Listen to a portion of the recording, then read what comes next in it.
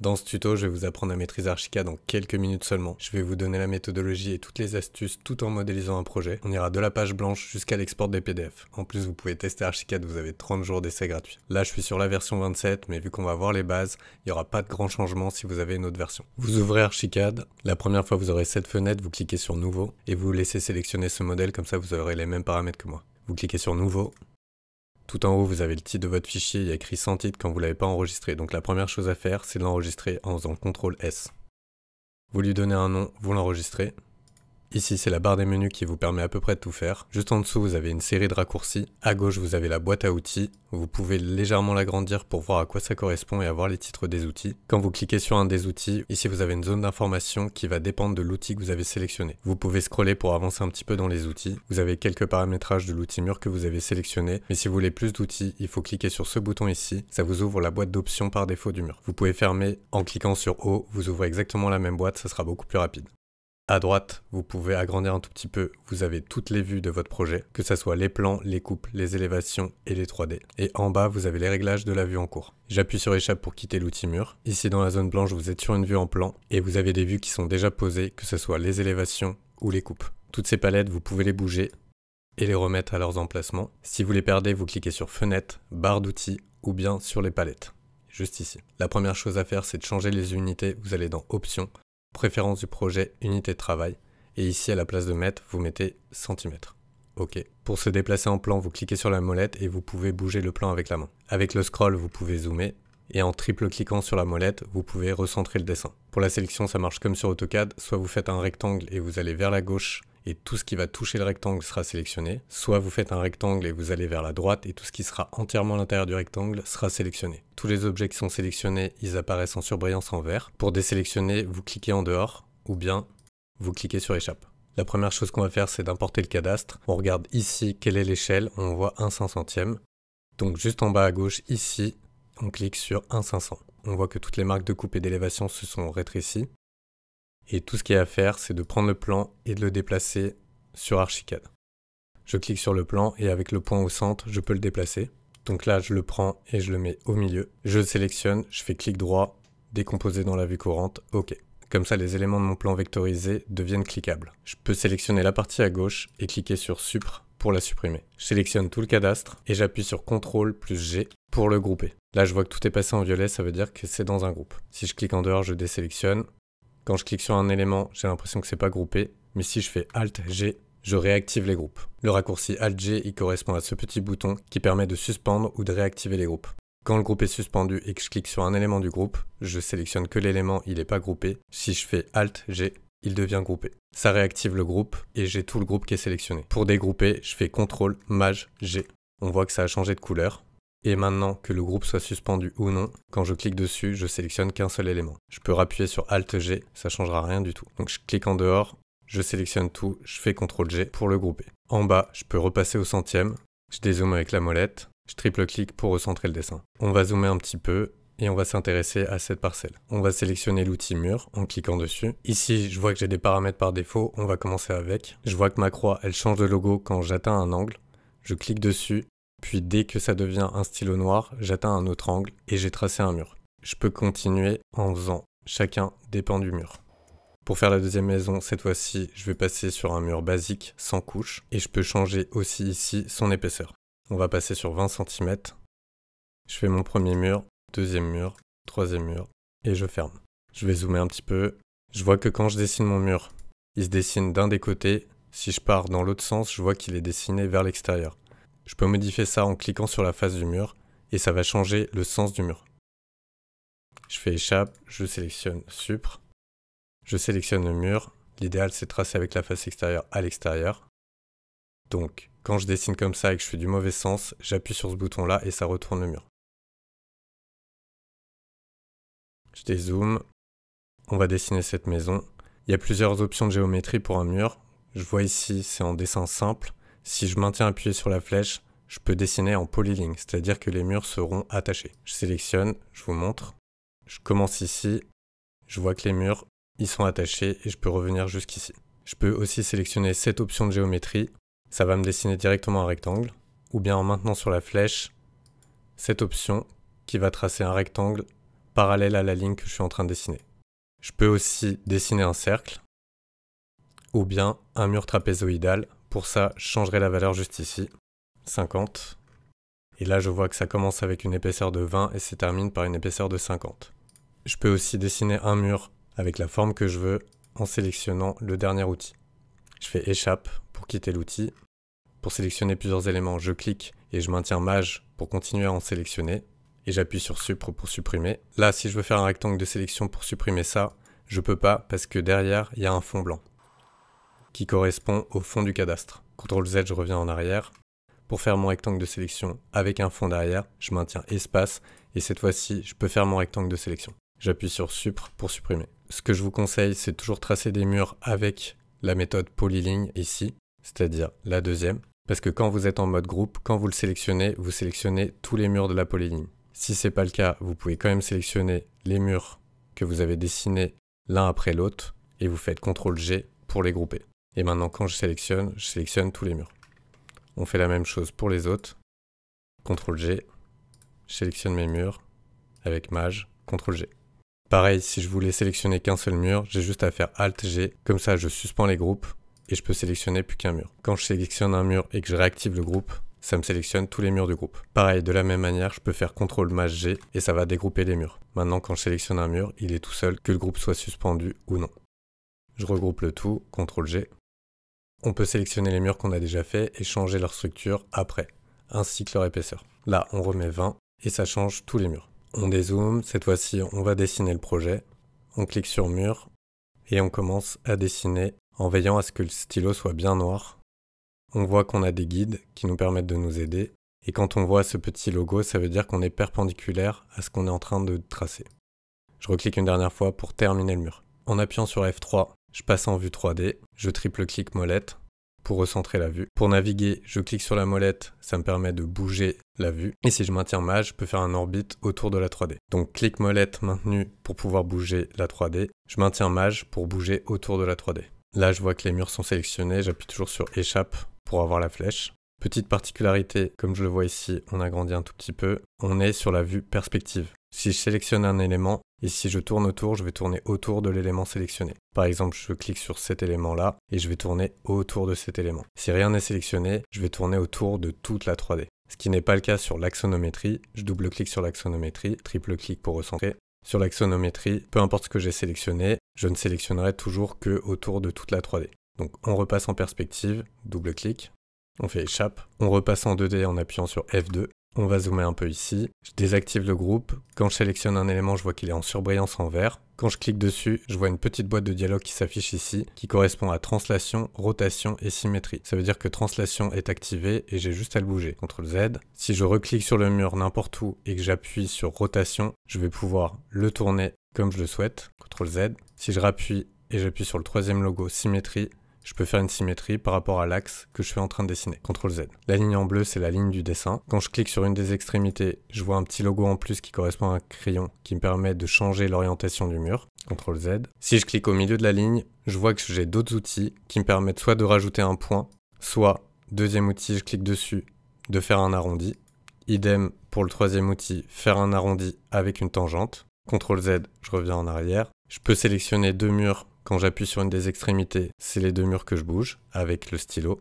Petite astuce que je fais généralement pour sélectionner tous les murs, je fais Alt G pour bien avoir le groupe. Je sélectionne les murs, comme ça je sélectionne tout le groupe. Là cette fois-ci, je vois que je peux plus modifier la ligne, donc il faut bien penser à dégrouper, encore une fois, pour pouvoir avoir toutes ces options.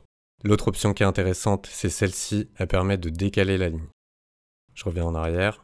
Quand tous mes murs sont sélectionnés, j'ai une autre option aussi qui me permet de faire un décalage, décaler toutes les arêtes. CTRL Z, je reviens en arrière. F3, on repasse en 3D. Je zoome un petit peu sur la zone. Avec Maj, je tourne et la molette. Je sélectionne le mur, c'est pareil. J'ai ma ligne de dessin ici. Je peux, soit en sélectionnant le stylo, le bouger. Soit, deuxième outil, je peux étirer le mur. Ou troisième outil, je peux descendre le mur. Si je sélectionne la poignée haute, pareil, je peux monter le mur. Donc c'est assez pratique de dessiner en 3D sur Archicad. CTRL Z.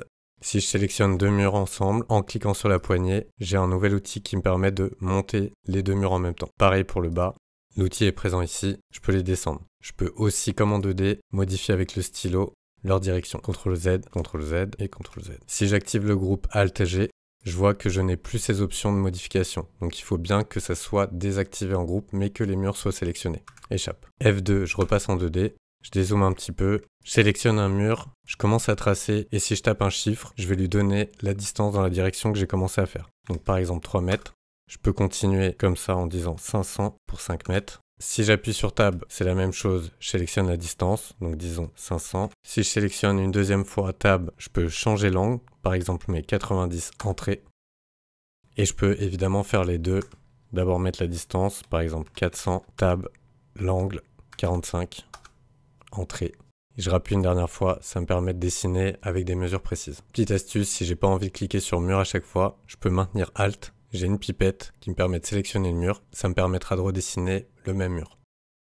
Ensuite, vraiment astuce ultime, vous pouvez commencer à dessiner votre mur et vous dire que vous voulez qu'il soit dessiné avec un certain décalage par rapport au mur que vous êtes en train de toucher. Vous allez jusqu'au bout du mur, vous faites Tab, vous dites vous voulez 2 mètres de distance, vous tapez 200 moins tiré du 6 et vous faites Entrée. Entrée une deuxième fois pour valider. La distance entre le mur et son mur perpendiculaire est bien de 2 mètres. Pareil, ça marche avec l'outil Translation, qui est cette option-là. Vous pouvez le descendre en disant que vous voulez qu'il soit finalement à 4 mètres. Vous allez jusqu'au bout du mur, vous faites Tab, vous tapez 400, tiré du 6, Entrée. Et là, la distance entre les deux est de 4 mètres. Pour mesurer, vous pouvez utiliser la petite règle ici, mesure. Sinon, vous appuyez sur M. Et là, vous voyez qu'on est bien à 4 mètres.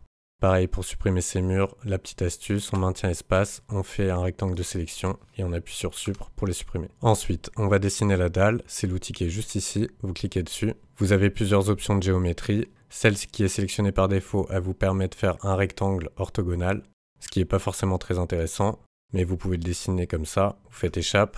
Vous le sélectionnez soit en cliquant au milieu, soit en cliquant sur les poignets. Et en cliquant sur les poignets, avec cet outil-là, vous pouvez le remettre au bon emplacement. On appuie sur Alt pour redessiner une dalle. La deuxième option, c'est pareil que pour le mur, c'est en fonction d'une ligne, vous allez dessiner un rectangle. Là, idem, il faut modifier l'angle. Et ensuite, ce que je vous conseille, c'est plutôt l'option de géométrie qui est celle-ci. Vous sélectionnez la première option de géométrie et vous allez dessiner chacun des angles. Jusqu'à revenir au premier, vous avez un petit marteau qui vous dit que vous êtes en train de fermer la forme. Idem pour ici. Toujours le petit stylo noir pour vous dire que vous êtes bien à l'intersection et vous fermez la forme. J'appuie sur Échappe pour quitter l'outil.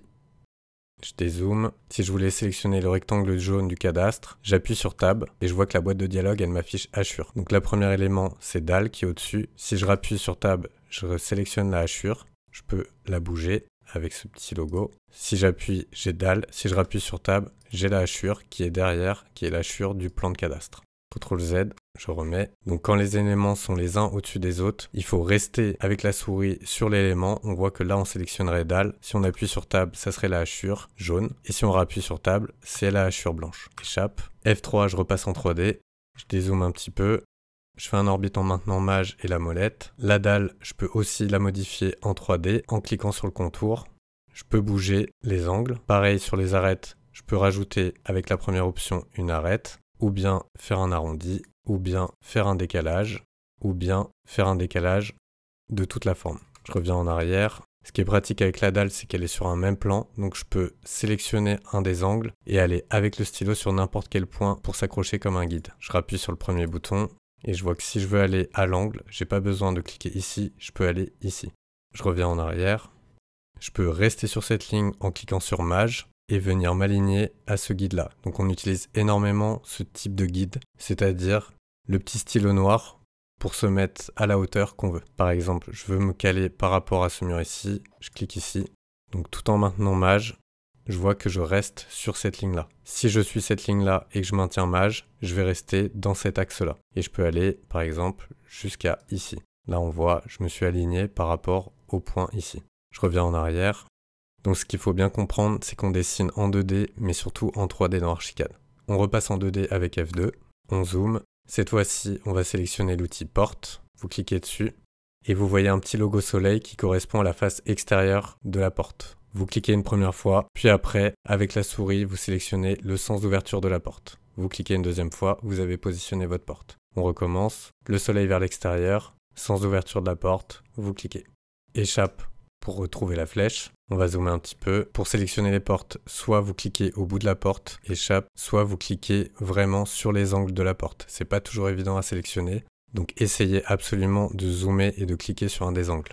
On voit ici qu'il y a des options par défaut, que vous retrouvez aussi en cliquant sur O, échappe, ou en cliquant sur ce bouton qui correspond aux options de la porte, échappe.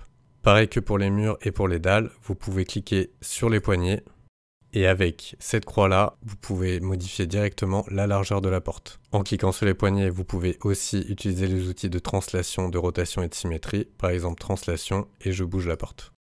Je dézoome un petit peu, échappe. Pareil pour l'outil fenêtre, je sélectionne la fenêtre, le soleil vers l'extérieur, et ensuite le sens d'ouverture. Ici c'est une fenêtre fixe, donc ça n'a pas trop d'importance. Je place des fenêtres, et j'appuie sur échappe.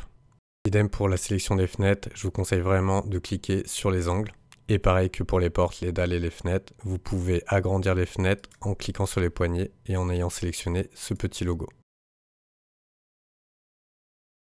Vous pouvez aussi les bouger en cliquant sur les premiers logos, translation, rotation, symétrie. Translation par exemple, hop. Rotation, ça vous changera le sens de la fenêtre. On dézoome, échappe. On repasse en 3D F3. On va zoomer un petit peu.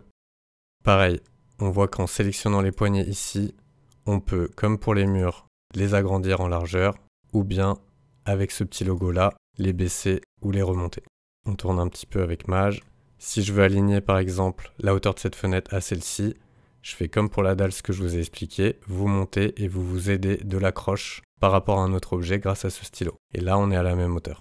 Pareil pour la fenêtre, je la prends et je m'accroche à la fenêtre à côté grâce au stylo guide. Quand je bouge la largeur ou la hauteur, je vois que ici, ce qui correspond à la hauteur va être modifié. Hop. Et quand je change d'outil pour la largeur, je vois que sa largeur est modifiée.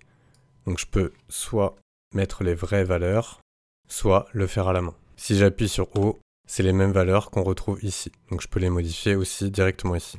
Comme je vous disais, ici, ce sont des raccourcis que vous retrouvez du menu options qui est celui-ci. Généralement, on appuie toujours sur O quand l'objet est sélectionné pour ouvrir toutes les options. Quand j'ai ma fenêtre sélectionnée et que j'appuie sur O, ici, je vois que j'ai une bibliothèque de différentes fenêtres. Ici, j'ai les différents dossiers, donc ici, je vois plein de fenêtres différentes, que ce soit des fenêtres doubles, des fenêtres coulissantes, ici des fenêtres de devanture.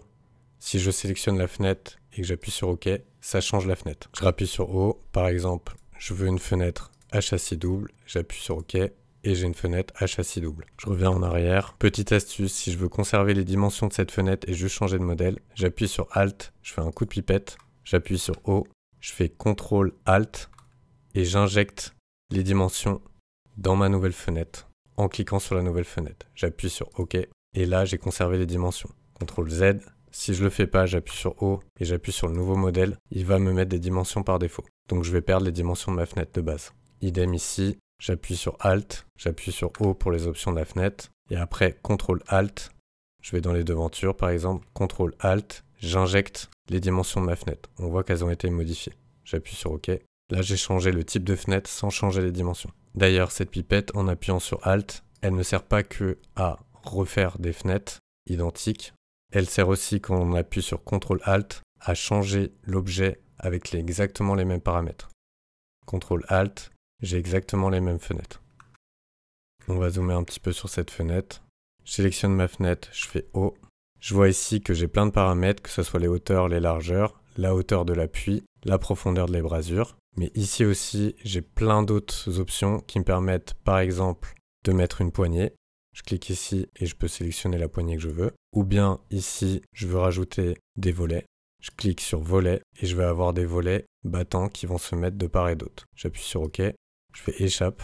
Et là, je vois que de ce côté-là, j'ai rajouté une poignée et des volets ici. Donc quand vous sélectionnez, vous faites O, vous avez énormément de paramètres, que ce soit sur les volets ou autres. Donc parcourez toute cette liste pour pouvoir modifier votre fenêtre en fonction de ce que vous voulez. Vous avez suffisamment de fenêtres dans la bibliothèque pour avoir toutes les formes qui vous intéressent, que ce soit dans les dossiers, les différents types de fenêtres basiques, fenêtres coulissantes, des fenêtres historiques, des fenêtres spéciales. Et à chaque fenêtre, il y a d'autres paramètres qui vous permettent vraiment de faire le type de fenêtre que vous voulez. À savoir que tous ces paramètres-là restent associés à la fenêtre, donc si on décide de réduire la fenêtre, les volets restent et se réadaptent en fonction. Échappe. Ici, on va décider de faire des fenêtres de type devanture. On clique ici, on prend devanture, celle-ci, OK. On va la faire un peu grande, descendre sa hauteur en cliquant sur le deuxième logo et la descendre jusqu'au rez-de-chaussée. Avec Alt, je fais un coup de pipette, CTRL Alt, j'injecte dans les autres fenêtres. Échappe, je sélectionne celle-ci, Maj, je sélectionne celle-ci, Supr, je supprime. Celle-ci, je peux la bouger avec ce petit logo-là qui me permet de la bouger de gauche à droite. Ou bien, je peux la bouger avec ce logo-là de haut en bas. Je reviens en arrière, je la bouge sur le côté. Avec la pipette, je peux redessiner la même fenêtre plusieurs fois. J'en mets une ici, une ici, une ici et une ici. Celle-ci, on va la réduire un petit peu avec les outils. Hop, hop.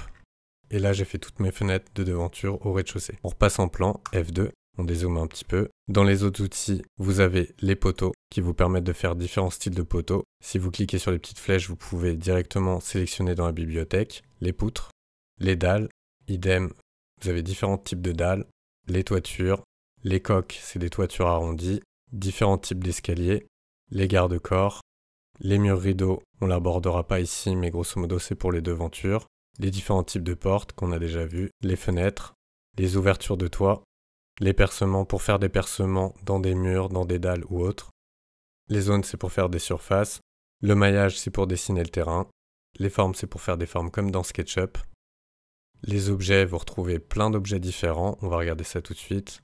Vous avez des lampes, l'équipement pour tout ce qui est CVC, électricité, des fenêtres d'angle et tête de mur. On clique sur Objet, on clique sur les options des objets ou on appuie sur O pour sélectionner des objets dans la bibliothèque. Le plus simple, c'est de cliquer sur l'objet qu'on souhaiterait. Par exemple, ici, on va sélectionner une voiture. Vous cliquez sur la voiture, OK, et vous pouvez la positionner. Échappe, F3 pour passer en 3D. On voit que les objets, ils ont une apparence 3D, F2 pour être en plan et ils ont aussi une apparence en plan. Vous cliquez sur l'objet, vous faites O, et ici vous voyez que vous avez l'apparence en plan, vous pouvez cliquer ici pour voir son apparence en 3D, son apparence en élévation, ici en plan, et aussi les couleurs de l'objet. On fait OK. Les raccourcis à absolument savoir. Quand vous voulez déplacer un objet, vous pouvez sélectionner une des poignées et sélectionner un des outils de translation, donc soit translation, qui vous permet de la bouger depuis n'importe quel point, ou bien rotation, cliquez une première fois, deuxième fois, vous donnez l'angle, ou bien symétrie, vous faites un axe de symétrie et ça fait une symétrie. Mais ça, on l'utilise jamais. Il faut toujours utiliser les raccourcis. On fait CTRL plus T pour déplacer, CTRL plus R pour faire une rotation, CTRL Y pour faire une symétrie. Ça correspond exactement à ces trois outils-là. Mais il vaut mieux utiliser les raccourcis. Pourquoi? Parce qu'ils vous permettent aussi de dupliquer. Si vous faites CTRL Maj T, vous voyez un petit plus, ça vous permet de dupliquer avec une translation. Si vous faites CTRL Maj R, ça vous permet de dupliquer avec une rotation. Si vous faites CTRL Maj Y, ça vous permet de dupliquer avec une symétrie. On sélectionne ces deux éléments, on fait Supr. Vous pouvez aussi dupliquer à l'infini. Vous cliquez, vous faites CTRL T, CTRL Alt, et vous voyez 2+. Ça va vous permettre de dupliquer comme vous le souhaitez à l'infini. Idem, vous sélectionnez CTRL R, CTRL Alt, ça vous permet de dupliquer en rotation à l'infini. Échappe, et voici. On appuie sur Supr, on supprime. Quand je sélectionne un objet, je vois juste ici, il est placé par défaut dans un calque. Si je veux changer de calque, j'ai juste à cliquer sur le calque qui m'intéresse. Par exemple, ici, je veux le mettre dans garde-corps. Là, je sélectionne cet objet, il est dans mobilier. L'objet que j'ai déplacé, il est bien dans garde-corps. Je peux aussi remonter en haut pour aller dans les dossiers. Je clique dans calque. J'ai tous les dossiers qui sont déjà ici. Et si je veux le mettre, par exemple, dans un autre dossier, dans un autre calque, je peux juste cliquer sur le calque pour le changer de calque.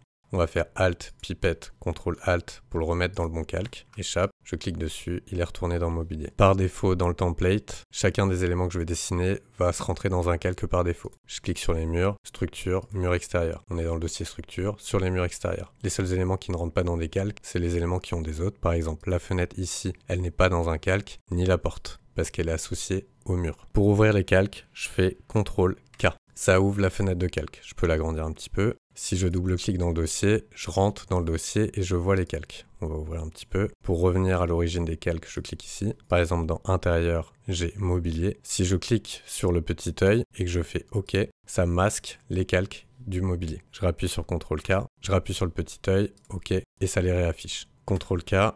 Ici, je peux modifier le nom du calque, je peux rajouter un nouveau calque et je peux faire un nouveau dossier. Je peux revenir à l'origine des dossiers et aussi créer un nouveau dossier. À savoir que tout ce qui est dans le calque Archicad ne peut pas être masqué. OK. Un raccourci très important que vous devez mettre très rapidement sur Archicad, vous allez dans Fenêtre, Palette, Calque rapide, juste ici. Vous prenez la palette, vous la mettez dans les raccourcis ici. Ça va vous permettre d'afficher ou de masquer des calques sans avoir à ouvrir la boîte de calque. Vous sélectionnez un objet qui est par exemple dans le calque intérieur mobilier. Si je clique sur cette petite œil fermé ici, ça va masquer tous les objets qui sont dans ce calque. Je clique sur la flèche pour revenir en arrière. Je resélectionne l'objet et là inversement, ça va isoler le calque et masquer tous les autres. J'ai isolé le calque intérieur mobilier. Si je fais CTRL-K, je vois que tous mes calques ont été masqués sauf dans intérieur, le calque intérieur mobilier.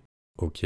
Pour annuler, je reviens en arrière. C'est indispensable de l'avoir parce que parfois il y a trop d'objets et vous avez besoin de masquer plusieurs calques, plusieurs éléments rapidement. Je veux masquer deux calques en même temps, je sélectionne l'objet intérieur mobilier, je sélectionne un mur qui est dans structure mur extérieur, j'appuie sur l'œil barré et j'ai masqué les calques murs et les calques des objets des voitures, intérieur mobilier. Je reviens en arrière. Pour faire une surface, comme je vous le disais, on va utiliser l'outil Zone. La méthode de construction par défaut, vous avez juste à cliquer dans une pièce fermée, une deuxième fois, et vous avez votre pièce avec la surface. Je sélectionne la pièce, là je vois qu'au final j'ai sélectionné la dalle, donc très utile, utiliser le calque rapide pour masquer les dalles. Cette fois-ci, je peux sélectionner la zone et donc la surface de la pièce. Je peux modifier son nom ici, je peux modifier son apparence ici, je peux sélectionner l'étiquette. Pareil, soit ici, soit avec O. Et ici, je peux substituer le style de texte. Donc n'hésitez pas à parcourir tous ces éléments. Et là, je veux le passer en noir par exemple. Et changer la taille, passer en 4. OK. Ici, je le passe en noir et c'est bon. Je vois que par exemple ici, il y a eu un retour à la ligne du E. Je désélectionne ça. Et il n'y a plus de retour à la ligne. N'hésitez pas à explorer toute cette boîte d'options de chacun des éléments. Je peux aussi utiliser l'outil hachure. Donc j'utilise l'option de géométrie angle par angle, je zoome un peu, stylo noir, je vois que j'ai fait une petite erreur, je peux bouger avec cet outil déplacer le nœud, ici, et je peux cliquer ici sur afficher la superficie.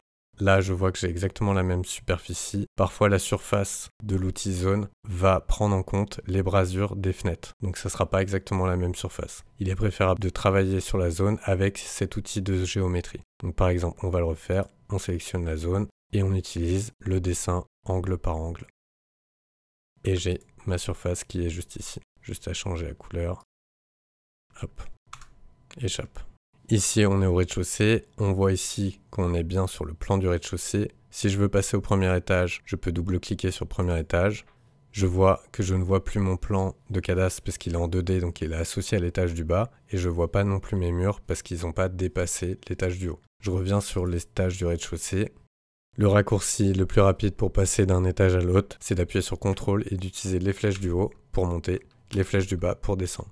On le voit juste à droite qu'on est en train de monter ou descendre. Donc CTRL, flèche du haut, flèche du haut, flèche du bas, flèche du bas. Je veux voir afficher mon plan de cadastre au premier étage, je le sélectionne, j'appuie sur Alt-G pour récupérer le groupe, je fais CTRL-C pour copier, CTRL, flèche du haut pour monter, CTRL-V. Là, il y a une boîte de dialogue qui va s'afficher. Il va me demander si je veux le placer au centre de la vue actuelle. Ça ne m'intéresse pas parce que je veux qu'il soit exactement au même emplacement. Donc je laisse emplacement original, coller. Là, vous voyez des tirets en surbrillance. Vous pouvez encore le bouger. Si vous faites échappe ou autre, ça ne sera pas collé. Tant qu'il y a les tirets en surbrillance, l'objet n'est pas collé. Donc vous refaites CTRL-V. La boîte de dialogue n'est pas demandée parce que vous êtes suffisamment dézoomé. Et vous cliquez en dehors. Et là, ça va vous coller le plan. Je reviens en arrière. Si j'étais zoomé, et je faisais CTRL-V, il m'afficherait la boîte de dialogue, emplacement original, je fais coller, il dézoome, vous cliquez en dehors et vous avez collé votre plan. On fait CTRL, flèche du bas, on redescend, on voit que le plan il est pile poil collé au même emplacement. On reva sur le plan du haut, CTRL, flèche du haut, on zoome un petit peu. Ce qu'on utilise assez souvent, c'est l'outil Trace qui est juste ici, vous cliquez dessus. Et par défaut, il va vous afficher le plan du rez-de-chaussée en violet. Vous ne pouvez pas y toucher, c'est-à-dire que vous ne pouvez pas sélectionner des éléments. Là, c'est que l'élément 2D qu'on sélectionne. Et vous pouvez le masquer en rappuyant sur l'outil Trace. Ça va vous permettre de savoir ce qui se passe au rez-de-chaussée. Vous pouvez aussi changer d'étage. Ici, vous avez choisir les références. Vous en avez plusieurs qui sont proposées. Vous cliquez sur naviguer pour référence de trace et il va vous afficher les éléments et les vues que vous voulez voir. Si vous voulez voir le sous-sol, vous appuyez sur sous-sol, OK. Là, en l'état, il n'y a rien. Choisir référence, naviguer pour référence de trace. Vous pouvez aussi afficher n'importe quelle vue. Une coupe, par exemple. Par-dessus, en surbrillance. Là, ce qui nous intéresse, c'est le plan du rez-de-chaussée. Clique sur OK. On masque la trace. On redescend en bas. CTRL flèche du bas. La hachure, on peut la supprimer. On va venir sélectionner les murs pour les mettre à l'étage du haut. On n'oublie pas d'appuyer sur la flèche retour arrière pour réafficher les dalles. Je sélectionne la dalle et la dalle. Je fais CTRL C, je monte avec CTRL flèche du haut, je fais CTRL V et j'appuie en dehors. J'appuie sur F3 pour passer en 3D et là je vois que j'ai copié-collé l'étage du haut. À savoir que tous les éléments fenêtres et portes seront copiés de facto puisqu'ils sont dans les murs que vous avez copié-collé. Ici, on va modifier ces fenêtres, repasser sur des fenêtres plus classiques en châssis double. On peut modifier l'appui juste ici, par exemple 80. Avec l'outil pipette Alt, je prends les caractéristiques, CTRL Alt, je les injecte dans cette fenêtre-là pour reprendre exactement les mêmes paramètres. On va supprimer ces fenêtres parce que c'est pas un magasin, Supr. Cette fenêtre, on va la modifier. On va prendre une fenêtre un petit peu originale, comme celle-ci. On va la modifier un petit peu. On va la bouger ici pour bien l'aligner. Et ensuite, vous avez un dernier outil qui est celui-ci, qui est la duplication. Ça va vous permettre de dupliquer selon plusieurs paramètres. Incrément, ça va être, par exemple, on va lui mettre 4 copies. À partir de là, et par rapport à une certaine distance, il va venir les dupliquer. Vous cliquez une deuxième fois parce que vous avez aussi sur la hauteur, CTRL Z. On reclique sur le dernier bouton. On a par exemple propagation, ça va être sur des espacements de 1 mètre. Tous les 1 mètre, il va venir vous les dupliquer. On clique une deuxième fois pour l'angle, CTRL Z. Et celui qu'on utilise généralement le plus, vous cliquez sur l'outil duplication, c'est distribution. On va en mettre 4, on fait OK et ça sera distribué. Vous utilisez votre guide ici, hop, ça sera distribué en copiant 4 sur une certaine distance que vous avez définie. On appuie sur Alt, on remet une des fenêtres ici, idem, on remet une fenêtre ici, on la bouge en l'alignant ici, et on recommence en appuyant sur l'outil de duplication.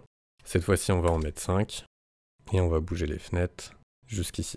On appuie une deuxième fois pour les mettre bien à l'horizontale, et voilà, on a nos fenêtres à l'étage. On dézoome un petit peu. On va s'occuper des toitures. Pour la toiture, on repasse en plan F2. On passe au premier étage, on y est déjà. Là, c'est cet outil, vous cliquez dessus. Vous avez 2 options de géométrie. Soit vous dessinez un pan, soit vous la dessinez en plusieurs pans. Moi, je vous conseille toujours un pan parce que vous aurez plus de liberté pour faire votre toiture. Donc, vous restez sélectionné dessus. On va faire la toiture de cette petite maison. Vous dessinez l'axe de l'égout, donc le plus bas de la toiture, puis la direction vers le faîtage, comme ceci. Ensuite, il ne vous reste plus qu'à dessiner avec la méthode de construction par angle. Vous allez chercher le centre de votre mur qui est indiqué par un petit trait quand vous passez au-dessus. Pareil ici, vous restez sur le mur jusqu'à trouver le centre et vous fermez la forme. Cette boîte de dialogue va vous dire que vous ne voyez pas la toiture parce qu'elle va être affichée un peu plus haut. Vous cliquez sur continuer. F3, on passe en 3D. On tourne avec la molette et mage. On fait CTRL T. On baisse la toiture. On maintient mage pour rester sur l'axe Z et on descend jusqu'au point du mur. On dézoome un peu. Ici, en cliquant sur cette poignée, vous avez cet outil, le tout dernier, qui vous permet de modifier l'angle, mais vous pouvez aussi modifier son inclinaison, juste ici, par exemple 30. On repasse en 2D. La toiture, on va faire une symétrie, donc on fait CTRL Maj Y pour faire une symétrie par copier. On dessine l'axe de symétrie ici. On peut venir avec les poignées modifier la forme de la toiture, ici et ici. On repasse en 3D F3. Et là, on a notre toiture. Quand on fait une toiture à 2 pans comme ça, il faut bien penser à la fusionner. Donc on sélectionne le premier pan, on fait mage, on sélectionne le deuxième pan, on fait clic droit, connecter, fusionner l'élément. Ensuite, pour fermer le pignon, il ne nous reste plus qu'à sélectionner ce mur-là. On dégroupe, Alt G, on sélectionne le mur du pignon, l'autre mur du pignon, et on doit les monter au-dessus de la toiture en utilisant la poignée et cet outil d'étirement. Hop, on clique droit, connecter, raccorder élément toit coque, et vous sélectionnez la toiture. Comme ça, vous avez raccordé vos pignons à la toiture. Vous pouvez aussi dessiner une toiture en 3D. On fait toujours échappe pour quitter l'outil. avec l'option de géométrie à points multiples. Vous tracez les contours avec l'outil de méthode de construction des contours, ou bien vous pouvez la tracer avec la méthode de rectangle en fonction de votre ligne parallèle. Échappe, vous sélectionnez la toiture. Ici, vous rentrez 0 en décalage de bord de toiture. Et là, vous avez quelques options qui vous permettent, par exemple, de bouger le faîtage ici et ici. Vous pouvez également, en deuxième option, bouger la ligne de faîtage. Et vous pouvez également bouger l'inclinaison de la toiture. En cliquant sur les arêtes, vous pouvez également faire revenir la toiture au bord. Et là, même système, vous sélectionnez les deux murs, vous les montez avec l'outil d'étirement haut, vous faites clic droit, connecter, raccorder élément à toit et vous sélectionnez le toit. On peut également sélectionner ces deux toitures et en sélectionnant l'arête, on peut venir avec l'outil décaler l'arête, venir jusqu'au bout ici, idem pour le deuxième pan, jusqu'ici.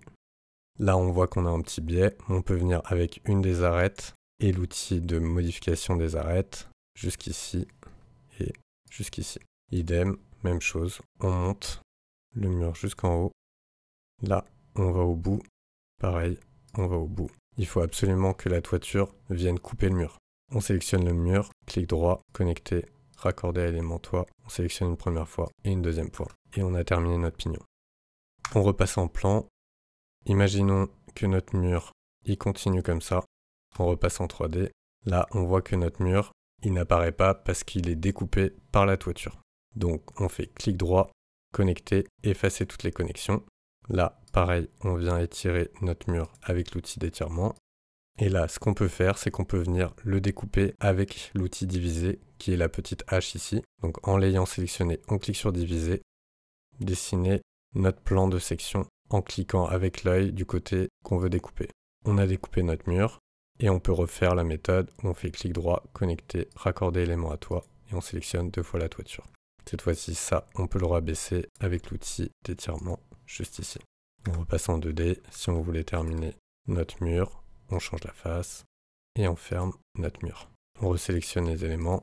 On fait CTRL-C, CTRL flèche du bas, on redescend au rez-de-chaussée. Ça, on vient le remettre ici et CTRL-V, F3, on a bien dessiné notre élément en bas. On repasse en plan F2, on repasse à l'étage supérieur, CTRL flèche du haut. On va dessiner un mur en plus. On change le sens, hop. On sélectionne tous les murs, Alt-G pour tous les avoir, plus notre dalle. On fait CTRL-C, CTRL flèche du haut, CTRL-V. On a posé notre deuxième étage, CTRL flèche du haut. Là, on voit qu'on n'a pas plus d'étages, il va nous proposer de créer un autre étage. On le nomme R+3, OK, CTRL-V. On clique en dehors. Puis pour la toiture, on va sélectionner notre dalle. On fait CTRL-C, CTRL flèche du haut et on met toit. OK, CTRL-V. On clique en dehors. F3, on voit qu'on a dessiné, grosso modo, tout notre bâtiment. On peut sélectionner tous les murs, CTRL-G pour tous les grouper, Alt-G pour sortir du groupe. On utilise la poignée, on monte, on dit qu'on veut monter notre acrotère juste ici. Là, on voit que notre dalle, elle dépasse du mur. On peut bouger avec cette arête-là de décalage, ici vers l'intérieur, vers l'intérieur. On a un petit décalage, on sélectionne tout, on dégroupe et on redescend le tout.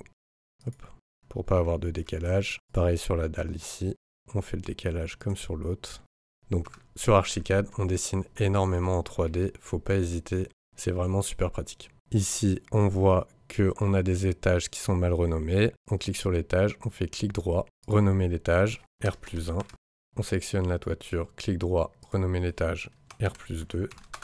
Ensuite, on va en plan, on descend au rez-de-chaussée, double-clic. Ici, on voit qu'on a des vues qui sont déjà paramétrées. On clique sur la vue de l'élévation, par exemple, ouest. On fait clic droit, ouvrir avec les réglages de la vue actuelle. On peut décaler ce trait ici, et là, on voit tous nos étages. Il y a 2 méthodes pour pouvoir modifier les étages. Soit ici, on fait clic droit, définir étage, et on modifie les hauteurs directement en valeur ici. Par exemple, je veux mettre 3 mètres, je fais OK. Et là, je vois que tout s'est rehaussé, parce que chacun des éléments est accroché par rapport à un niveau d'étage. Je peux le faire aussi ici, je fais clic droit, éditer niveau étage. Ça, c'est les différentes manières, ça permettra de bouger tous les étages ensemble ou un étage individuellement. On clique sur l'étage et on peut le bouger soit en faisant tab avec la distance, soit en bougeant le niveau d'étage. Ici, je vais le remettre à 280, je fais Entrée, j'appuie sur OK, et ça a redescendu tous les éléments. Quand on clique sur un élément, on voit bien qu'il est à 25 cm du sol. Si je lui mets 30, il va monter. Je mets 50, on voit qu'elle est montée. Si je bouge l'étage et que je mets 300, j'appuie sur OK, tout va monter avec les décalages en fonction de chaque élément. Je clique dessus, je fais Alt, CTRL Alt, je réinjecte les paramètres et je conserve. Idem pour les murs, on voit qu'ils sont accrochés au R+3 à la base et non liés à l'étage. S'il était accroché au R+2, il descendrait, comme ceci. CTRL Z, on revient en arrière. F3, on repasse en 3D. Il y a un outil très pratique qui nous permet de faire une coupe 3D. On clique dessus, ça va afficher des petits ciseaux. Si je maintiens et je descends, je vais pouvoir couper mon bâtiment comme ceci. Idem sur le côté, je peux prendre par exemple ce ciseau-là qui va venir couper mon bâtiment. Et pour terminer la vue, il faut absolument cliquer sur Terminer. On clique dessus. Là, je vois que mon bâtiment, il est coupé en 3D. En cliquant sur la flèche, je peux masquer les plans de coupe. Comme ça, je ne les vois plus. Si je veux annuler la coupe 3D, je reclique dessus. Je rappuie dessus, je vois mes plans de coupe. Si je veux enlever mon plan de coupe, je le prends et je le mets dans la poubelle juste ici. Je fais une petite rotation. Comme ça, je récupère mon bâtiment. On peut également faire un plan personnalisé en cliquant ici. Si je veux qu'il soit contre une des façades, et je peux le bouger comme ça, je clique sur Terminer. Je rappuie sur la coupe 3D pour arrêter la coupe. Si je repasse en plan, j'ai un autre style de coupe. Par exemple, je veux isoler cet élément-là en coupe. Je clique sur Zone de sélection, je fais une boîte de sélection ici, et j'appuie sur F4. Ça va me permettre d'isoler en coupe l'élément que je veux voir ou que je veux travailler. Si je veux réafficher toute ma 3D, j'appuie sur F5. Donc, on tourne un petit peu. Maintenant, je veux sélectionner tous les murs et les mettre dans un nouveau matériau. Je peux utiliser l'outil Chercher et sélectionner, CTRL F, qui est ici. Cette petite boîte, elle me permet de sélectionner des éléments en fonction de critères. Si j'appuie sur le rectangle, je vais injecter les critères de type de ce mur-là. On voit type d'élément est mur. Si je fais plus, je sélectionne tous les murs. Échappe pour désélectionner. Par exemple, ce mur-là, il va changer en bois contreplaqué. Je peux ajouter d'autres critères. Je sélectionne ce mur-là, je fais copier les réglages, j'ajoute matériaux de construction, je fais ajouter, je rappuie sur copier les réglages, je vois qu'il va me sélectionner tous les murs avec le bois aggloméré. Je fais plus, il m'a sélectionné tous les murs, sauf celui qui était avec un réglage différent. Idem, je peux désélectionner plusieurs murs. Cet outil, il est super puissant. Il faut juste ajouter des critères. Vous pouvez ajouter tous les critères qu'il y a ici ou dans les options de chacun des éléments pour sélectionner de nombreux éléments en même temps. Je fais échappe. Lui, on va le replacer en aggloméré. On sélectionne tous les murs. Et là, on dit qu'on veut des murs en générique, remplissage blanc. Comme ça, on a changé tous les matériaux. Là, vous avez changé le matériau de construction. Quand vous sélectionnez le mur, vous faites O. C'est vraiment le matériau de construction ici que vous avez changé. Si vous voulez changer juste la surface et peindre la surface, vous avez un autre outil qui est ici, le pot de peinture. Vous avez plein de matériaux, mais ce n'est pas les matériaux de construction. C'est-à-dire que leur affichage en plan et en coupe ne sera pas changé. Par exemple, je veux un bardage comme ceci. Je vais avec mon pinceau sur le mur, je clique et j'applique le matériau. Si je veux l'appliquer à tout le mur, je fais Tab et je l'applique à toutes les faces du mur. Là, on voit que ces faces-là, elles n'ont pas été peintes. Idem, si je reste suffisamment longtemps sur mon mur, par exemple ici, je le vois en surbrillance bleue complète et il va le peindre en entier. Donc soit Tab, soit vous restez sur un angle suffisamment longtemps. Si je veux récupérer le matériau, hop, d'un des éléments, je fais la pipette et je peux peindre n'importe quel élément dans la même couleur, avec le même type de matériau. Faites attention à ça, quand vous sélectionnez le mur, vous faites O, vous voyez que en fait ici, ça a remplacé les matériaux. Si je désélectionne, je fais OK, la matériau de construction n'a pas bougé, seulement son apparence. Donc vous pouvez faire soit en le peignant, soit en le sélectionnant avec O et en modifiant ici le type de matériau. Ces matériaux-là, ce sont ces matériaux-là. OK, on revient en arrière, échappe. Dans une des premières vidéos de la chaîne, sur celle-ci, je vous explique comment récupérer la 3D de Google Maps. Là, ici, vous utilisez un petit plugin, il vous suffit juste de regarder, c'est assez simple pour récupérer la 3D de Google Maps. Et là, je vais vous montrer comment on l'insère dans Archicad.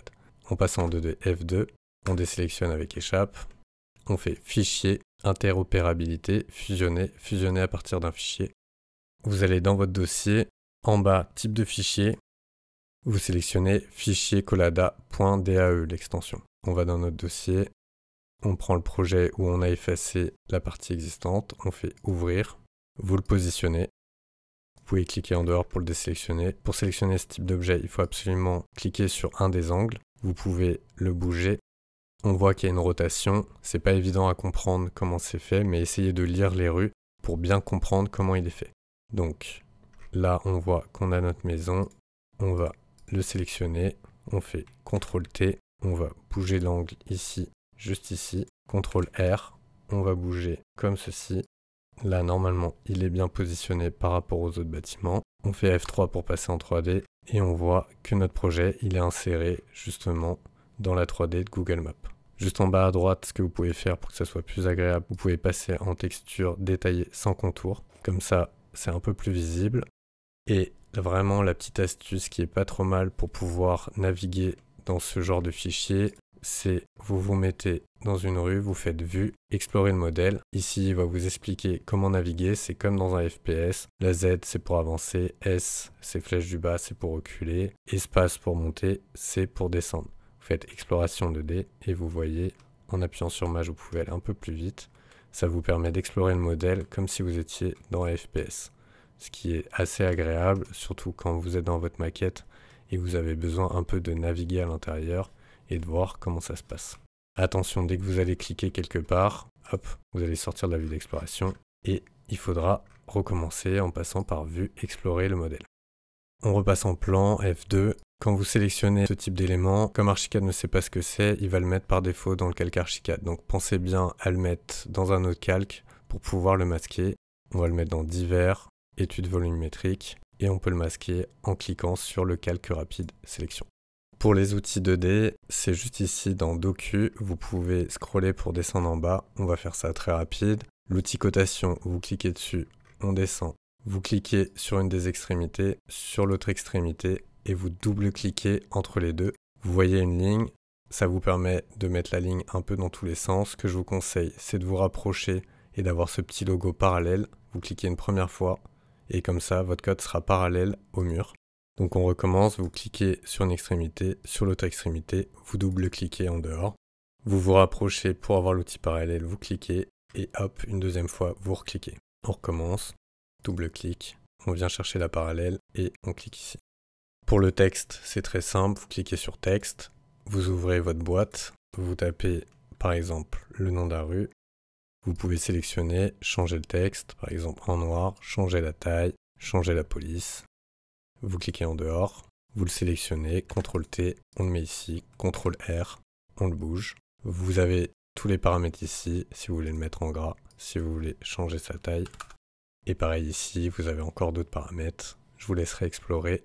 Vous pouvez tout faire avec. Vous pouvez faire des lignes, des cercles, des hachures, des polylignes. Par exemple, pour la polyligne, on veut faire le contour de notre parcelle. On la sélectionne, on appuie sur polyligne. Ici, je vais sélectionner le stylo. Donc c'est une couleur et une épaisseur, un stylo. Donc par exemple, ici, je vois l'épaisseur du stylo et la couleur, évidemment, qui est juste affichée ici. Là, c'est du 0,20. Là, c'est du 0,25. Je clique avec l'option de géométrie de contour. Première fois, hop, hop, et je vais faire le contour de ma parcelle. Et je referme. Là, je vois que mon stylo est en rouge, mais je vois pas bien les épaisseurs de traits. Par défaut, les épaisseurs de traits sont pas affichées. Vous faites vue, option vue d'écran, épaisseur de la ligne réelle.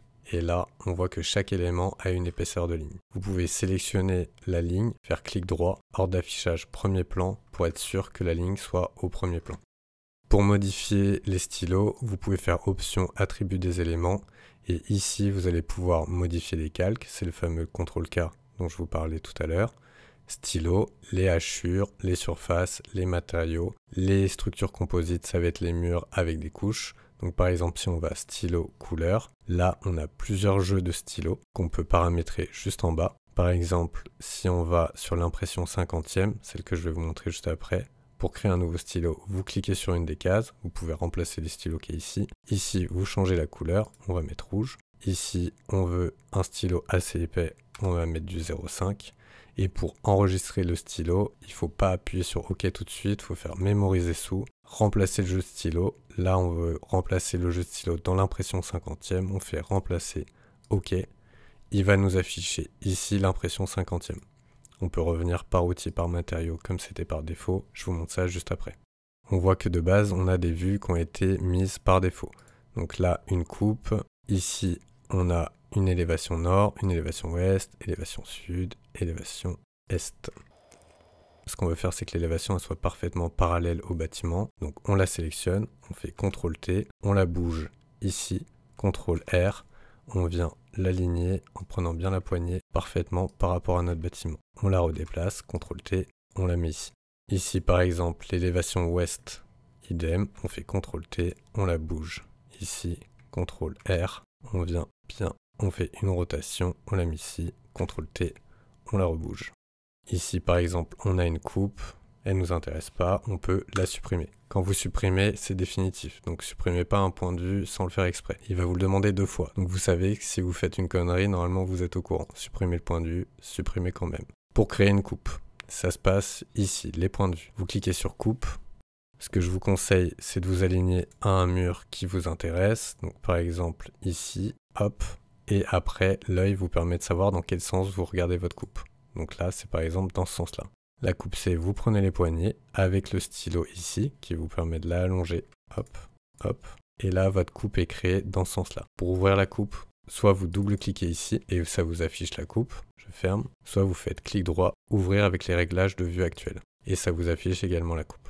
Pareil, soit vous recréez une coupe, soit vous la modifiez. Celle-ci, on va la modifier. On va la mettre ici. CTRL-T, là, CTRL-R. Hop, hop. CTRL-T, on la bouge ici et on vient l'étendre comme ceci. On va la rebouger un petit peu ici. Voilà. Pareil pour l'élévation sud, par exemple, je la supprime.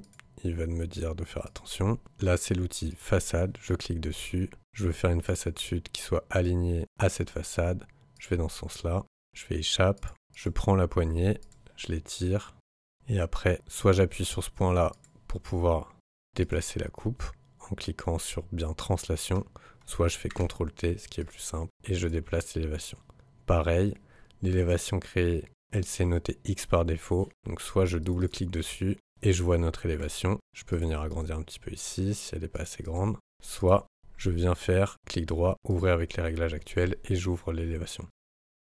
Quand je bouge ces poignées-là et que j'affiche l'élévation, en fait, c'est ce cadre-là qui bouge. Ensuite, là, le cadastre, il a été mis et placé au nord. Ça peut nous intéresser d'avoir cette façade ouest qui soit dirigée en bas, qui soit orientée vers le bas. Ce que je vous conseille de faire très rapidement, c'est de placer un nord. Vous allez dans Objet, vous cliquez sur les options pour afficher la bibliothèque, vous cliquez sur Nord, vous prenez le nord, vous faites OK, vous mettez un nord par exemple ici.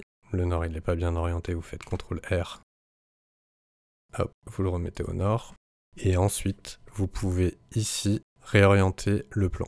Si vous faites à 90, il va se mettre comme ça, mais ça va pas être exactement à 90 que ça nous intéresse. Donc on remet à 0, on fait définir orientation graphiquement, on clique sur les 2 points de la ligne qui nous intéressent, et on vient le mettre dans l'angle qui nous intéresse, donc celui-ci.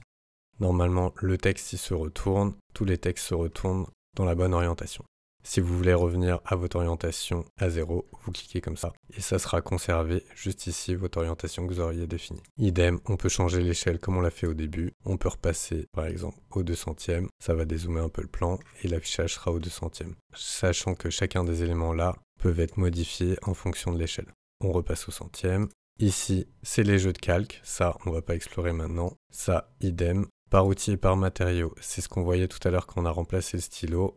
C'est les différents jeux de stylo. Généralement, je mets impression 50e, ça nous permet de passer les traits en noir et en gris. Ici, on va pas regarder pour l'instant, vous laissez en tout. Et dans pas de substitution, ce que vous pouvez faire, c'est sans couche composite noire ou sans couche composite blanc. Ça vous permet de faire un plan assez rapidement sans avoir de détails dans les éléments. Ici, vous laissez comme ça, c'est pour les différents états de rénovation, on le verra pas maintenant. Ça, vous laissez comme ça, et ça, vous laissez aussi comme ça. Maintenant que vous avez modifié votre plan, que vous avez affiché les éléments qui vous conviennent, par exemple, ça aussi, vous pouvez décider de le masquer, les marques d'élévation, les marques de coupe, vous les conservez, comme ça on voit où vous avez coupé. On va s'intéresser à cette partie-là, les vues. Ici, c'est votre explorateur, c'est toutes les vues de votre projet. Le deuxième onglet, c'est les vues enregistrées. Donc pour enregistrer une vue, je fais clic droit sur la vue sur laquelle je suis, je fais enregistrer dans la vue courante et je fais créer. En cliquant sur ce deuxième onglet, vue, tout en bas, je vois que ma vue s'est créée. Si je veux modifier le nom, je vais ici, je fais rez-de-chaussée et ça va modifier le nom. Si par exemple, je vais sur mon plan de rez-de-chaussée, je change le style, je reviens en arrière, je viens réafficher par exemple mes marques d'élévation. Je vais sur les autres plans, ils vont conserver le même graphisme. Si je veux retrouver la vue avec tous les paramètres que j'ai enregistrés, je vais dans ce deuxième onglet et je clique sur rez-de-chaussée. Là, je verrai que je vais conserver exactement les paramètres tels que je les avais définis. Je reviens sur mon rez-de-chaussée, par exemple je vais en R1, je vais repartir en 0. Si je veux récupérer les vues enregistrées, si j'appuie sur rez-de-chaussée, je vais conserver les paramètres actuels. Par contre, si j'appuie sur la vue enregistrée, je vais pouvoir récupérer mes paramètres enregistrés. Sauf évidemment l'orientation graphique, il faut bien la paramétrer dans Options vue et décocher ignorer zoom et rotation en ouvrant cette vue. Je fais OK. Je peux faire ça également par exemple pour la coupe. On va prendre la coupe B. Par exemple, cette coupe m'intéresse, je fais clic droit, enregistrer la vue courante, créer. Et par exemple, pour le plan du R+1, je fais clic droit, enregistrer la vue courante, créer. Et également pour la façade ouest, qui peut m'intéresser, je fais clic droit, enregistrer la vue courante, créer. Et là, dans ce deuxième onglet, je vois que toutes les vues que j'ai créées se sont créées ici. Ici, je peux modifier si je veux le nom, R+1, façade ouest. Mais pour l'instant, je vais les laisser comme ça. Donc c'est très important d'enregistrer les vues. Si par exemple ici, je veux changer les paramètres que j'ai enregistrés dans cette vue, je peux rechanger les paramètres, par exemple ceci, et je fais clic droit, redéfinir avec les réglages actuels de la fenêtre. Et là, ça a enregistré avec ces paramètres-là. Si je veux appliquer ces paramètres de cette vue aux autres vues, je clique dessus en gardant cette vue ouverte, je fais clic droit, redéfinir avec les réglages actuels de la fenêtre. Donc quand je vais appuyer sur R+1, on verra que tous les éléments seront passés en couleur, comme on le voit ici. Donc on repasse en impression 50e et j'enregistre avec les paramètres actuels de la fenêtre. Idem, ce que je peux faire, c'est sélectionner cette vue et dire redéfinir avec les réglages actuels de la fenêtre pour appliquer les paramètres à la vue de la façade. Et là, quand je clique dessus, on est bien repassé en noir et blanc. Ensuite, le deuxième onglet, c'est justement vos feuilles et vos mises en page. Donc on clique dessus. Par défaut, vous allez en avoir qui sont à créer, mais vous n'avez pas à vous y intéresser parce que généralement, elles ne vont pas être paramétrées comme vous le souhaitez. Donc ce qui nous intéresse, c'est les types de feuilles. Là, on va aller sur la vue A3 paysage. On va zoomer un peu dessus. Par défaut, il y a un cartouche qui est affiché. Quand vous avez une page et que vous avez une vue qui est mise dessus, là vous voyez des petits tirets qui montrent qu'il y a une vue qui a été posée sur votre page. Vous pouvez cliquer sur la vue pour savoir où est-ce qu'elle est. Vous faites clic droit, ouvrir vue originale. Vous cliquez en dehors et vous voyez que dans les vues enregistrées, c'est le cartouche, la vue cartouche qui a été mise. Donc on revient, on va sur la page A3, on sélectionne, on supprime le cartouche, on verra ça pour une autre fois. Donc ça, c'est les types de pages. Si je veux créer une nouvelle page, je clique sur le bouton plus, nouvelle page, et ici, je sélectionne type A3, paysage. Je fais créer, j'ai ma nouvelle mise en page qui a été mise ici. Je peux changer son nom ici, en mettant plan rez-de-chaussée. Et ensuite, si je veux mettre une vue sur ma mise en page, c'est très simple. Je vais dans l'onglet vue, en restant sur ma mise en page. Je vais tout en bas, je prends mon plan du rez-de-chaussée et je le glisse dessus. Ce que je peux faire, c'est prendre mon plan et le bouger pour comprendre que ma feuille fait cette taille-là. Je prends mon plan, je le mets au centre et avec les poignets, je peux, en cliquant sur ajuster le cadre justement à ma feuille. Je zoome. Là, je vois que je n'ai pas conservé les paramètres que j'ai dans la vue de base, qui sont en noir et blanc. Je retourne sur ma mise en page, je clique dessus, je clique sur ma vue. Et c'est pareil que pour les objets ou autres, je peux appuyer sur O ou bien appuyer ici. Et ici, sur le jeu de stylo, je mets impression 50e, je fais OK. Et là, on est bien passé en noir et blanc. Maintenant, je voudrais faire une deuxième feuille avec le plan R+1. Le plus simple, c'est de maintenir CTRL et de glisser la feuille en bas pour la dupliquer. Là, j'ai plan du rez-de-chaussée 04, je double-clique dessus, je peux modifier son nom, R+1. Et le plus rapide à faire, c'est que je sélectionne ma vue, je fais clic droit, lier DC en A, et je sélectionne la vue du R+1. Je fais lier, et là, j'ai affiché ma vue du R+1 directement. Ce que je pourrais faire, sinon, en y allant étape par étape, c'est faire nouvelle mise en page, créer. Là, je vois que par défaut, j'ai pas sélectionné la feuille A3, mais je peux la sélectionner ici, feuille A3, et aller sur mon plan de rez-de-chaussée, la sélectionner, faire CTRL-C, aller sur ma nouvelle feuille, CTRL-V, cliquer en dehors, et idem, cliquer dessus, lier dessin A, et sélectionner R+1. Ce qui est vraiment pratique, c'est que ça va la mettre vraiment au même emplacement. Il n'y aura pas besoin de la bouger. Je continue pour faire mes autres pages. Je sélectionne bien A3, créer. Ici, je vais faire élévation coupe. Je vais dans mes vues. Je prends ma façade, je la glisse dessus. Là, je vois que ma vue, elle est un peu trop grande. Donc ici, je peux changer l'échelle directement. Ici, je prends 1/200. Je peux bouger le cadre. Je peux le bouger aussi par les arêtes. Et c'est pareil que n'importe quel élément. Pour les modifier, je la bouge ici. Ici, pareil, haut, j'ai plusieurs options que je peux modifier. Donc pas oublier de changer ça en impression 50e. Et ce que je peux faire, c'est par exemple ajouter un titre. Et dans le style de titre de texte, je peux changer le texte, changer la couleur en faisant OK. Je peux également gérer l'espacement ici. Donc je reviens dessus. Là, je mets 0. Et comme ça, j'ai le titre de ma vue qui est directement intégré sur ma feuille. Je fais pareil pour la coupe. Je la prends, hop, je la mets ici. Idem au 200e. Je bouge le cadre. Je fais Alt, CTRL Alt pour injecter les paramètres. Et j'ai injecté les mêmes paramètres, c'est-à-dire elle est passée en noir et blanc et j'ai ajouté le titre. À savoir que tous les éléments du dessin, ils sont accrochables. Qu'est-ce que j'entends par accrochable? Si je fais CTRL T, je vois que là, j'ai une checkmark qui me dit que je suis bien sur l'angle. En faisant Maj, je peux le bouger pour garder cette direction-là et venir m'accrocher juste ici pour bien les aligner. Hop, idem, je peux aligner mes cadres. Évidemment, on va essayer de ne pas enlever. Hop. Et voici. Comme ça, j'ai mes deux vues qui sont mises bien sur ma feuille. Ma feuille aussi, d'ailleurs, elle a un centre. Et je peux, hop, bien centrer le tout. Ensuite, dernière chose, j'aimerais faire une vue 3D par exemple. Donc je fais une dernière mise en page, créer. Hop, on n'oublie pas de la passer en A3, comme on a effacé le cartouche. Je reviens sur mes vues, je fais F3. Là, par exemple, j'ai envie de faire une vue un peu comme ça de mon projet. Je vais faire axonométrie générique, ça va m'intéresser un peu plus. Hop, je zoome dessus. Ce que je peux faire, c'est clic droit, je peux changer les points de vue, c'est-à-dire que je peux donner des points de vue personnalisés haut ou bas, par exemple. Celui-ci, je peux changer l'inclinaison du soleil, même si là on ne l'a pas affiché. Je fais clic droit, comme pour les autres vues, enregistrer la vue courante, créer, elle se sera créée juste ici. Je retourne sur ma page, mise en page. Ici, je vais la renommer vue 3D. Et je vais sur mes vues, je prends ma vue et je la mets dessus. Là, je vois que ma vue elle est un peu grande. Ce que je peux faire, c'est déjà la recadrer comme ceci. Et ce que je peux faire également, c'est je la déplace. Et là, je vous montre un des derniers outils. C'est l'outil redimensionner qui est ici. Le plus rapide, c'est le raccourci CTRL-MAJ-D. Hop, ça vous ouvre une petite boîte de dialogue. Vous laissez définir graphiquement. OK. Et là, on sélectionne une première fois et une deuxième fois. Après, vous avez juste à réduire l'image. On fait CTRL-T, on va la mettre bien cadrée. CTRL-MAJ-D, OK.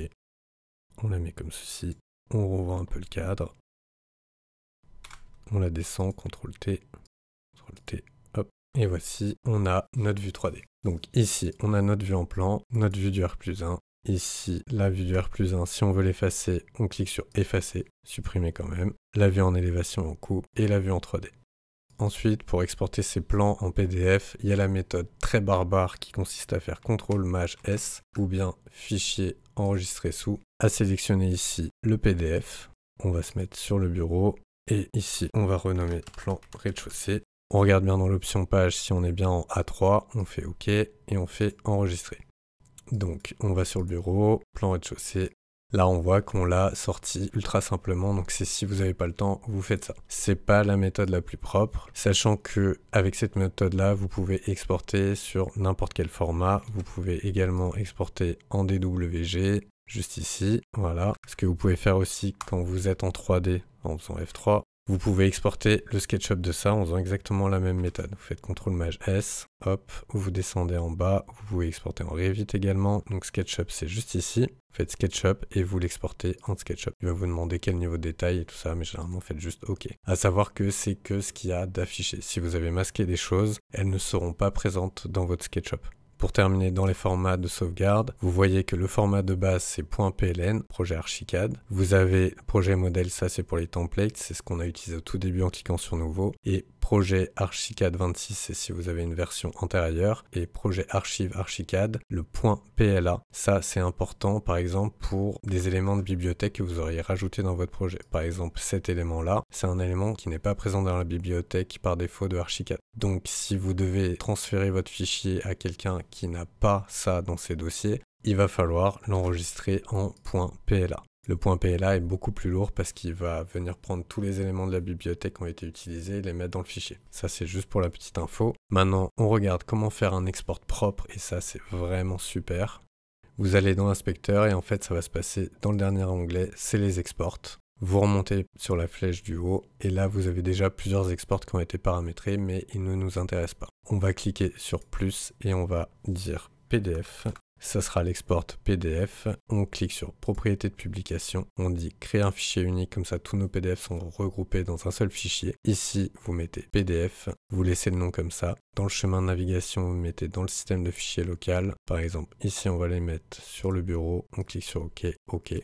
On double-clique dessus, pour l'instant nos vues sont pas dedans, il faut cliquer sur le menu Burger, vous cliquez sur Afficher l'organisateur, et ici vous avez les fichiers sources qui vont aller dans les dossiers de destination. Vous allez dans vos publications, vous revenez sur la flèche arrière, PDF, le dossier qu'on a créé, et vous allez dans vos mises en page, ici, que vous avez créées, vous sélectionnez en maintenant CTRL chacune des vues et vous les glissez dedans, elles viennent d'apparaître ici, vous pouvez le fermer, et vous cliquez sur publier. Ça va vous publier chacun des éléments, c'est très rapide. Et si on retourne sur le bureau, on voit que notre PDF est juste ici. On peut l'ouvrir et là on voit que chacun des PDF a été exporté tout d'un coup. Donc ça, c'est vraiment génial pour exporter par lot et enregistrer chacun des plans. Comme ça, dès que vous avez des modifications, vous cliquez juste sur publier.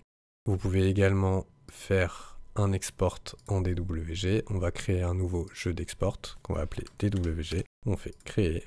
On va dessus, on revient en arrière, hop, on réaffiche l'organisateur.